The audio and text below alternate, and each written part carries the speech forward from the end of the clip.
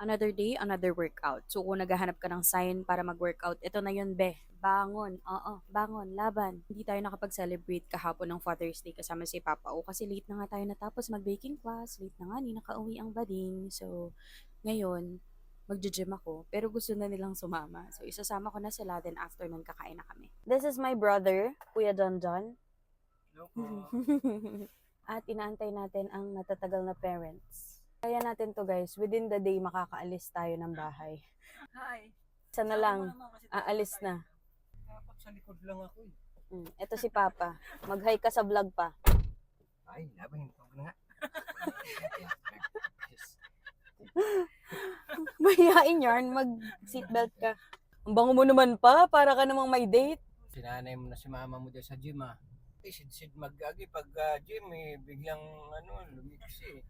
Ay, si Mama, gustong-gusto sumama sa gym. Feeling ko ano yan. Kaya tayo nakikita may muscle doon ah. Aba. Feeling ko, ay, kaya pala gusto sumama sa gym ni Mama. Ay. Marami palang parking sa Mindanao. Kuya, dadaan muna kami ng gym, pero kakain kami. Kailangan po kasi ang usapan doon, dining po muna bago ano. Okay. Gym muna bago kain, kuya. Mali ka naman eh. Gusto mo muna akong mabusog bago ako magbuhat? Masuso ka talaga ang bading. At dahil clingy sila, ayan, kasama sila. Sweet nung dalawa oh. Sheesh! Parang di nag-aaway.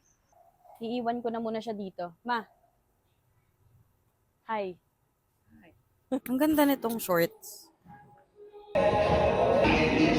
Tapos na ako mag-gym, kakain na kami. Marami pa akong sets na gusto gawin. Kaso, makagutom na kasi sila. So, tara na. Dito kami kakain kasi nandito yung pizza.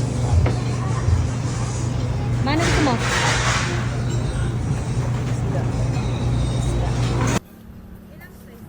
Ayan. Isa lang. Sige po, dalawa. Wow, masaya siya. Kasi mas madami. Huwag yung masyadong mataba ate ah. Ayan, okay po. Thank you. Ayan, maganda po yan. Happy yarn. This is our food. Personal favorite. Tuna pa nga. Ang sarap. Kain tayo. We are done eating. Masarap yung food. Alin yung nagustuhan mo sa mga food natin? Yung liempo. Bawal ka nga nun. Yung Liempo pa talaga yung nagustuhan mo. Si Mama, papaitan. Talaga naman, parehas pasaway. Si Mama, naka 5 kanin. Naka-only rice si Mama. Anong masasabi mo sa experience mo dito? It's good. It's good. Si Mama, umiinom lang siya ng Sprite. So, mga 1 hour na lang kami dito. Kaya pa yan. Maglalaro muna kami ni Kuya habang inaantay namin maubos ni Mama yung isang basong tubig. Maglalaro kami ni Kuya ng hampas-hampasan. Game.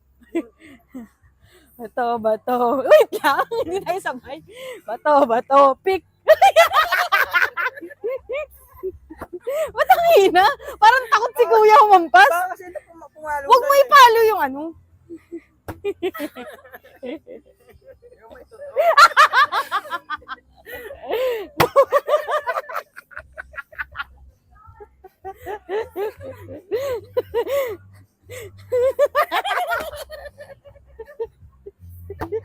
Ang hina kasi. Ang takot.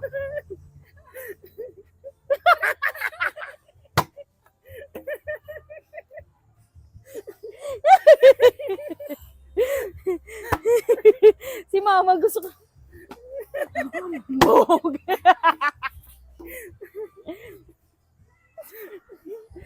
Wait lang. Bato, pick. Bakit salitan lang tayo? Bato, pick. Bato, pick.